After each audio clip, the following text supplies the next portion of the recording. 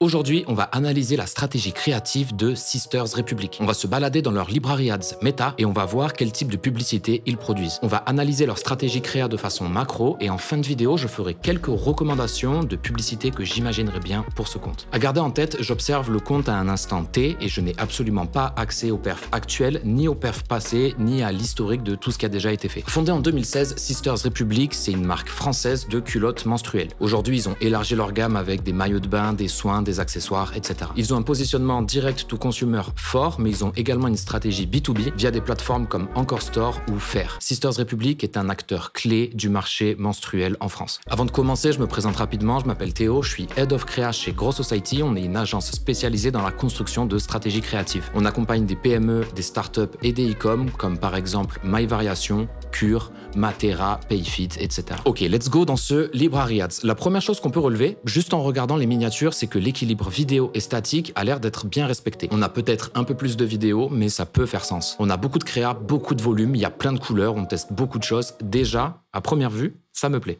Ok, rentrons dans le détail. Sur le compte, la majorité des vidéos sont des UGC avec beaucoup de créatrices différentes. On a une majorité de témoignages face cam avec des plans d'illustration, mais également des concepts assez sympas. On retrouve du témoignage problème-solution, du témoignage focus-bénéfice, des comparaisons avec les autres marques, des comparaisons avec les serviettes, avec les tampons, on a des conseils d'utilisation, on a des conseils d'entretien des produits, et on a même des concepts musique où on joue un peu avec l'humour et ça permet de maintenir l'attention, c'est assez cool. Globalement, c'est très cool ce qu'ils produisent. On a beaucoup de formats, on teste beaucoup de choses, on s'amuse. Si je devais relever quelque chose, ça serait peut-être juste un petit manque de travail sur les hooks. J'ai pas vraiment eu d'effet waouh sur ces hooks, alors que je pense qu'on pourrait aller un peu plus loin et s'amuser encore un peu plus. Si ça t'intéresse, j'ai déjà dédié plusieurs vidéos aux hooks sur cette chaîne YouTube. Je suis d'ailleurs en train d'en écrire une nouvelle, donc n'hésite pas à aller checker. Ok, continuons notre analyse. À côté de ces UGC, on a plusieurs vidéos acting très quali, avec notamment 7 actrices. On teste encore une fois plusieurs types de discours. On a du problème-solution, de l'éducation, des conseils d'utilisation.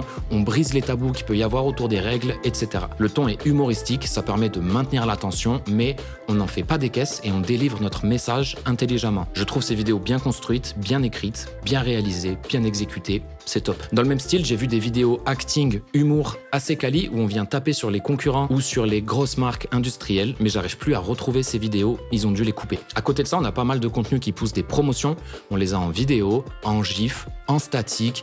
Les créas sont efficaces, parfaites pour stimuler l'achat et jouer sur le FOMO. On retrouve également quelques créas before-after, / VS concurrence ou autre solution. On a évidemment des statiques bénéfices, souvent accompagnés d'une punchline. On a également du statique punchline only. On a quelques contenus éducation, pédagogique, où on explique des choses, par exemple 5 choses à savoir si tu utilises des serviettes. On retrouve quelques créas réassurance, où on met en avant du témoignage ou bien le nombre de clients satisfaits. Et pour finir, on a des créas très focus produits, avec des carousels ou des statiques qui poussent plusieurs produits, voire même la gamme complète. Voilà, on a fait le tour de ce library, du coup, qu'est-ce qu'on en pense? Sans surprise, on a un joli library ads et ce qui est fait est bien fait. J'ai même eu un petit coup de cœur pour ces formats acting, je les trouve vraiment cool. Mais, parce qu'il y a toujours un mais, et parce que s'il n'y a pas de mais, cette vidéo est quand même moins intéressante, malgré un beau volume d'ads, on a relativement peu d'approches créatives différentes testées sur ce compte. Avant de passer à mes recommandations, je prends 15 secondes pour te parler de Ads Society. C'est un tool qu'on a développé pour ne jamais manquer d'inspiration quand on crée nos ads. Il y a plus de 10 000 publicités qui sont répertoriées, triées, taguées par notre équipe de créatifs stratégistes. Tu y retrouveras d'ailleurs toutes les ads que je te montre dans cette vidéo. Il y a 30 jours d'essai gratuit, le lien est dans la description si tu veux en savoir plus. Ok, passons à mes recommandations. J'aurais bien aimé voir des contenus un peu plus waouh en termes de concept, par exemple du FOOH, ou bien des contenus où on s'amuse avec des transitions, avec des petits FX stylés, etc. En vrai, il y a pas mal de choses originales à faire. J'aurais bien aimé voir également de la vidéo Founder, où on nous présente tout le storytelling autour de la marque, les coulisses, etc. On n'a pas du tout non plus de contenu pensé pour générer de l'interaction. On peut faire jouer les users, les faire répondre à des quiz, leur demander quelle est leur couleur préférée. On peut poser des questions ouvertes pour générer du débat. Ça va faire des commentaires, des likes, etc. Et l'algo adore ça. Et on pourrait prendre des axes pour parler par exemple des tabous qu'il existe autour de l'intimité féminine. Et justement, pour parler de ces tabous et les casser. Sisters Republic font déjà des créas pédagogiques pour éduquer les cibles, mais je pense qu'on pourrait aller encore plus loin dans ce sens-là, avec une vraie stratégie de contenu qui pourrait être des contenus organiques. Je pense par exemple à des podcasts ou alors des créas avec un discours scientifique incarné par une figure d'autorité. On pourrait rester focus sur les culottes, les tampons, les serviettes, mais on pourrait élargir tout ça à l'hygiène intime au global. Sur les UGC, comme je l'ai dit, ce qu'ils font c'est très bien, on a déjà beaucoup de concepts, beaucoup de choses qui sont faites, mais comme je l'ai dit, j'aurais bien aimé voir des hooks un peu plus fun, et j'ai pas vu d'unboxing, alors que ça reste encore aujourd'hui un incontournable. Pourquoi pas le faire en stop motion? On pourrait imaginer également des vidéos crash test où on vient comparer l'efficacité,